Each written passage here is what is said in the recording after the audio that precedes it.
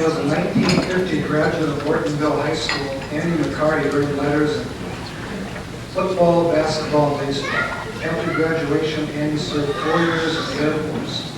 After his military service, Andy attended Morehead State, participating in football and earning his bachelor's degree in 1959. Andy taught and coached at Red Lake Falls for 3 years before returning to Morehead State to earn his master's degree.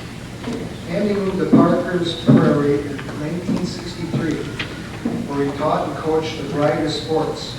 In 1970, Andy moved to Park Rapids and began his Hall of Fame career. Andy would end his 17 years at Park Rapids with 104 wins, including 6 conference championships and 5 section championships, along with the state runner-up trophy. In 1995, Andy came out of retirement to coach at I better pronounce that right, Minaga, until he retired this year. Andy was honored as the Conference Coach of the Year and was head coach in the 1984 All-Star Football Game. Andy and his wife Karen have 6 children. Tonight, the Minnesota High School Football Coaches Association is proud to honor Mr. Andy McCarty for his outstanding career by inducting him into its Hall of Fame.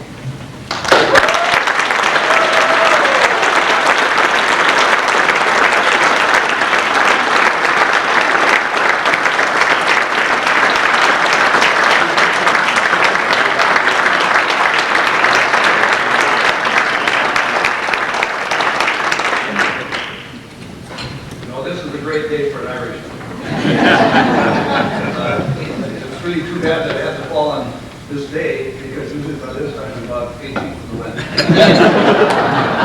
I knew I was going to celebrate this day, and I knew that last year. In fact, I knew it for the last 50-some years, because that's how many years I've celebrated.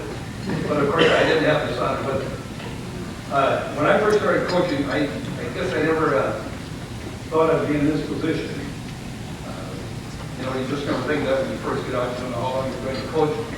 But as time went on, and I saw some of my friends get in, and some of the rival coaches, ex-rival coaches that I went against, got in, and I got thinking, hey, you know, maybe there might be a change, you never know. After all, I do have a brother in the Hall of Fame, not here. He's in the Hall of Fame in 3 sports in Illinois: football, basketball, and baseball. He was at one time, may still be, the winningest coach in the history of Illinois. He's also in the Hall of Fame at Hamline University in St. Paul. So I'm following in his footsteps a little bit. Not too much, I don't think. My days are done. But for me to get here, I'll tell you, it was a struggle. Believe me. People will never realize what I had to go through as far as administration. My brother had it, I think he had it made for all the wins that he had. He had an administration that said, you're going to win. They demanded that you win.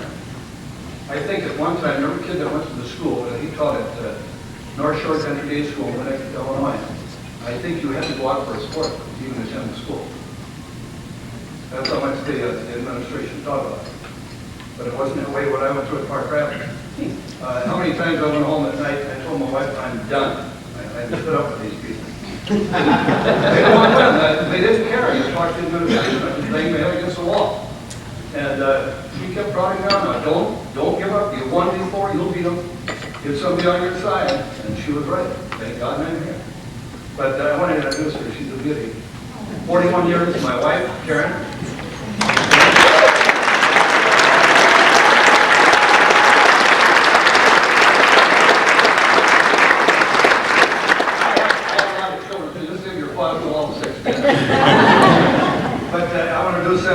My oldest son, Nye, his wife, Annie. Nye didn't want to follow in Dad's footsteps. He saw that I went through it, and he said, no way. But look at him now. He coaches football, basketball, baseball, and wrestling in the elementary program at Elk River. And my son, Danny's the wrestling coach at Huron High School in Huron, South Dakota. He also helps with the football and the track program with his wife, Lisa. And my son, Pat, his wife, Andrea. Pat was quarterback on 2 of my teams that were in the state playoffs. Danny was a center on one of those. And my daughter Amy and her husband Pete Babler. Pete played football for me. And my daughter Annie and her husband Neil Shearer. Annie coached some track at Alexandria High School. And my daughter Maggie and her husband-to-be, Brian Strand. Brian, by the way, is the son of Dick Strand, the coach at South and Adams High School, coach and athletic director.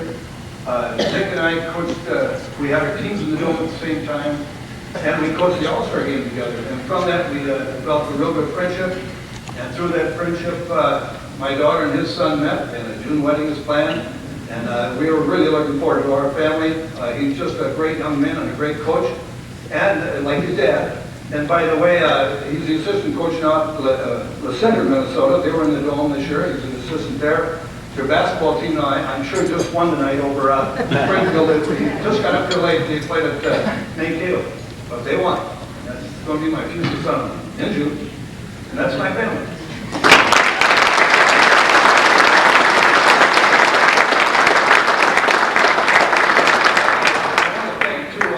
My old high school coach, Cliff Bombeck, at Ortonville High School. I wasn't the nicest kid in the world, believe me, but of course how many Irishmen are. I'm a high school dropout. I quit high school after my sophomore year, and 2 reasons. One, I was smarter than all the teachers, and 2, I was the smallest kid in the South. And I really had a guy. And it's got to happen. In a year's time, I actually did. I grew up to be 6 feet tall, and I said, hey, I think I'm going to start using my head now and play a little football. And I did, and I got to play for the Bombers. He was just a great guy.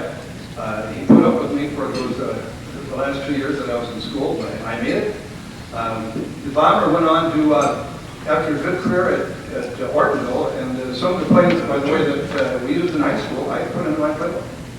And the Bomber then went to St. Louis Park, where he, for many years, was the assistant coach to Bomber Life. Just a great man, I really thank him. Also, Al Potter, my athletic director at Park Rapids. Al came on the scene after we got our program going. And Al just ran a first-class show, believe me. The teams in the Dome, he took care of everything for me. Once Al got on the job, I didn't have to worry anymore. Any of the headaches I had with the administration, Al handled it. He went out and he did the battle for me. I didn't have to do anything. And that was relief, Al. Al Potter, stand up, Al. Great guy.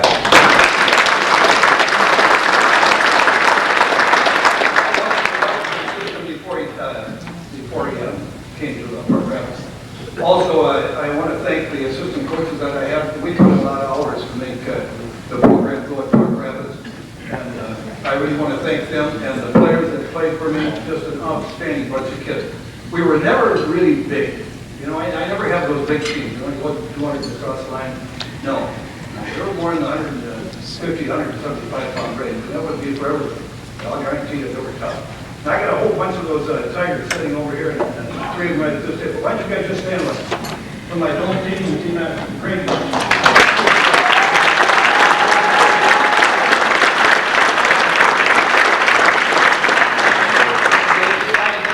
Remember, only weighed about 145 or 50 pounds in the Dome.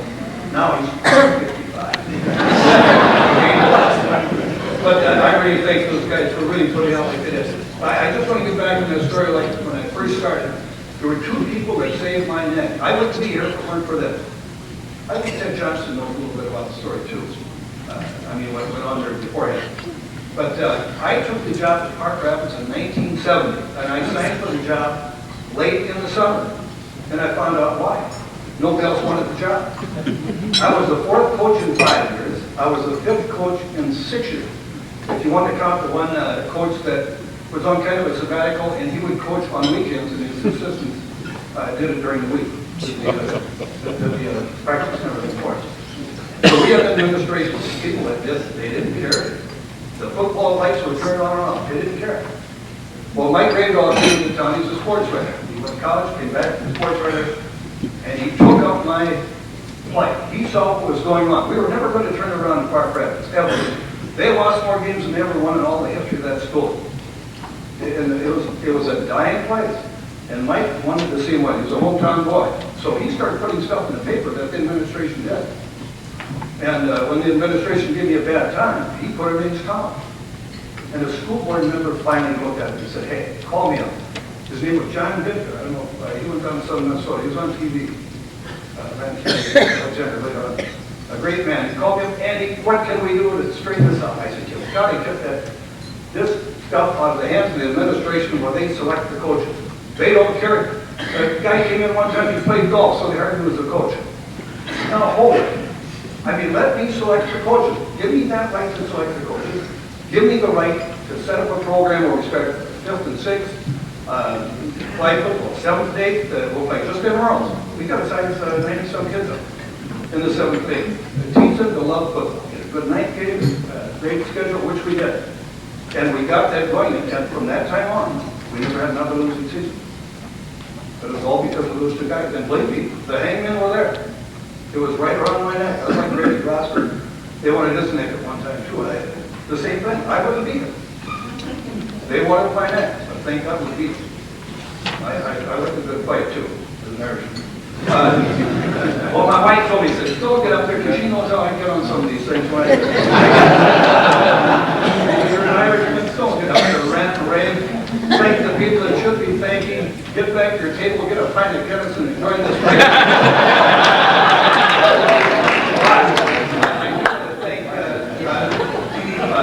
Dennis Hale and John Gross and Dave Nelson and anybody else on the committee that made this great meeting to be possible.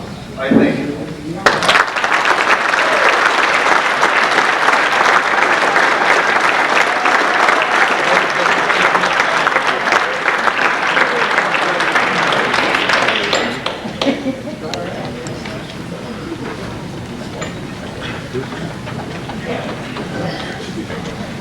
Graduate of Granite Falls High School, Jerry Hayden earned 13 letters in 4 sports and was named All-State in football and basketball. Jerry received his bachelor's degree from Morehead State in 1965, where he earned all-conference honors in football, basketball, and baseball. Jerry is a member of the Morehead State Athletic Hall of Fame.